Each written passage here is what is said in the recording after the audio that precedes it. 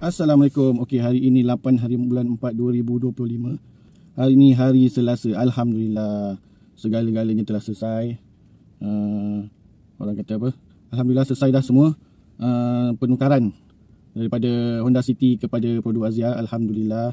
So bermula daripada 17 hari bulan 3 saya mula pergi GDC untuk batalkan EVP Honda City, dan sampai hari ini 8 hari bulan 4 2025 akhirnya selesai semua.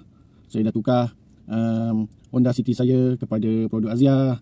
Saya dah batalkan EVP. Saya dah tukar Honda City dari AH kepada AB, dan saya dah tukar produk Azia dari AB ke AH. Alhamdulillah semuanya telah selesai. So orang kata banyak juga yang tanya berapa umur kereta yang nak tukar AB kepada AH tu kan. Saya pun tak tahu berapa umur dia. Yang saya tahu bila kita dah bawa e-hailing, kenderaan kita tu AB, mesti tukar AH. Sebab JPJ yang suruh update. Saya risau nanti bila JPJ dia buat roadblock, nampak stiker e-hailing, suruh parking tepi, tengok status, still lagi AB.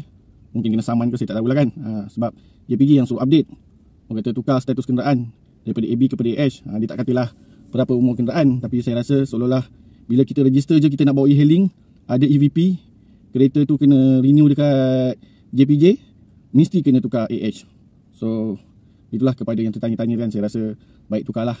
Kalau ada roadblock JPJ kena, tak dapat apa-apa lah kan. Tak pasal-pasal kena saman. So Alhamdulillah, so sekarang ni dah lega dah, semua dah settle. Dan orang kata Honda City saya tu boleh lagi, dah boleh dah renew online dah lah kan. So tak adalah nak masuk Puspakom baru boleh buat rotek, masuk Puspakom buat produk rotek. Yang produk Azia ni pun walaupun dia bawah 3 tahun, still kena JPJ juga, kena pergi JPJ juga untuk renew rotek. Cuma dia tak masuk Puspakom. Atas 3 tahun masuk Puspakom dulu, baru boleh buat rotek. Itulah beza dia.